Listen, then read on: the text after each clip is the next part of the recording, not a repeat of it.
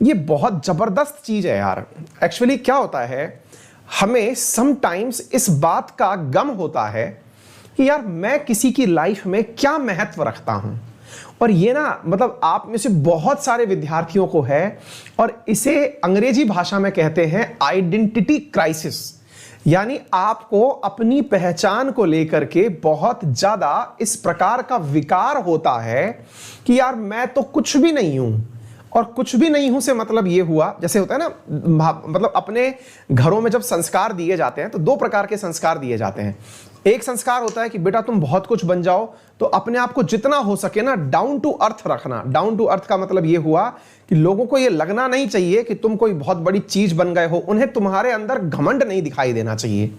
एक तो वो स्थिति होती है जिसको कि अपन लोग सामान्यतः कम ही लोग उस क्षेत्र में या उस मतलब उस उपाधि तक पहुंच पाते हैं जिन्हें कभी घमंड करने का मौका भी मिलता है ना।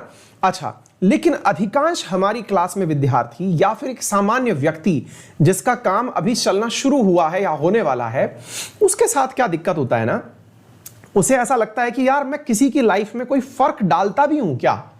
यानी अपनी आइडेंटिटी को लेकर के उसके मन में एक जबरदस्त क्राइसिस होता है। क्राइसिस ऐसा कि वो कई बार अपने आप की प्रेजेंस को नापने के लिए लोगों से मैसेज करके पूछता है। कई बार आपने देखा होगा, कई आपके पास व्हाट्सएप के मैसेजेस ऐसे आते होंगे जो बड़े ही दीन दुखिया प्रकार के होते हैं। एक दिन हम चले जाएंगे, पता नहीं तुम हमें याद करोगे कि नहीं करोगे।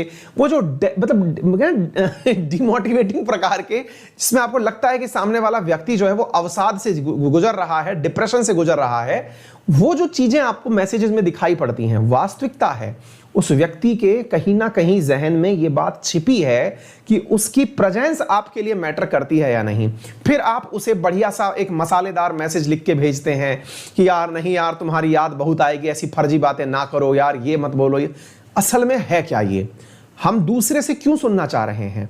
क्योंकि हमें ऐसा लगता है कि हमारी किसी को उपयोग ही नहीं है, किसी की उपादेयता हमारी है ही नहीं। इस आइडेंटिटी क्राइसिस से निकले कैसे? इस आइडेंटिटी क्राइसिस से निकलने का सबसे बेहतरीन तरीका यह है कि आप अपने आप के बारे में जितना ज्यादा हो सके सकारात्मक रहें। मैं आपको इसका छोटे से छोटा उदाहरण प्रस्तुत करता हूं, फिर हम आगे बढ़ेंगे। कई बार आप अपने घर में एक वस्तु को एक निर्धारित स्थान पर भी रखते हैं। मान लीजिए जैसे मेरे को पता है कि मेरी मतलब टेबल पर क्या क्या रखा हुआ है ना। 2 लैपटॉप्स रखे हुए हैं, मोबाइल्स पड़े हुए हैं। कल में इनमें से एक लैपटॉप अपनी जगह से हट जाए, उसकी जगह भले ही कोई और अल्टरनेट भले ही आ जाए, लेकिन वो हट जाए, तो कहीं ना कहीं आपको उसका जो जगह खाली हुआ है, वॉइड क्रिएट हुआ है, उसका भी एहसास होता है। आप और हम तो जीवित प्राणी हैं। आपके ना होने से जो वॉइड क्रिएट होगा उसका एहसास अवश्य होगा।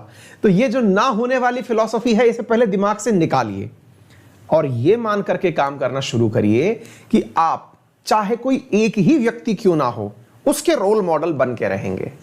ये अपने मन की जो भावना है ना, इसे इस प्रकार से जागृत करिए। आपको मैं बता दूं, यही कारण है कि भारत में परिवार की परंपरा चली।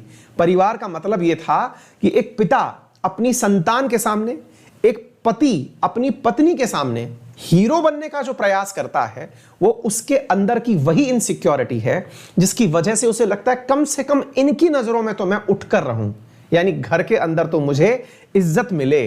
वो जो आइडेंटिटी क्राइसिस है ना, उसके लिए आप काम ये करिए कि कोई एक व्यक्ति ही सही, लेकिन उसकी जिंदगी मेरी वजह से सकारात्मक रूप से प्रभावित हो। उसके नजरों में मेरे लिए ये इज्जत हो कि हां, आपने मेरे जीवन में परिवर्तन कर दिया है। आपको स्वतः ही जीने की प्रेरणा मिल जाएगी। और जब आप लाखों लोगों की जिंदगी बदलने वाली स्थिति में पहुंच जाएंगे, तो ऑटोमेटिकली आपका कॉन्फिडेंस अंकित अवस्थी की तरह चलना शुरू हो जाएगा। आज मुझे चाहे थकान हो, चाहे नींद आ रही हो, चाहे जो भी हो, कैसी भी परिस्थितियां हो, घर में कोई भी कार्य हो, आपकी क्लासेस लेने की इतनी मतलब अटपटाहट क्यों होती रहती? पूरे टाइम क्लास लेनी ही है। रीजन, क्योंकि मुझे पता है कि मैं बहुत से लोगों की जिंदगी में चाहे इतना सा ही सही प्रभाव रख रहा हूं। जब प्रभाव है तो उसे सकारात्मक रूप से निभाने की ऊर्जा स्वतः ही आ जाती है। आपके लाइफ में भी ऐसे होगा। आप कोई भी काम पकड़िए, चाहे किसी राह चलते या किसी फुटपाथ पर बैठे बच्चे की ही आप शिक्षा की जिम्मेदारी उठा लीजिए। आप किसी ऐसे बच्चे को जिसको पढ़ने में इंटरेस्ट नहीं है, पढ़ने में इंटरेस्ट क्रिएट कर दीजिए। आप उसकी मोटिवेशन का सोर्स बन जाइए, फिर देखिए आपकी सकारात्मकता कितनी बढ़ती है। उम्मीद है आपको ये मोटिवेशंस जिन्हें मैं देता रहता हूं, इनका थोड़ा भी असर आपकी लाइफ में पड़ता होगा।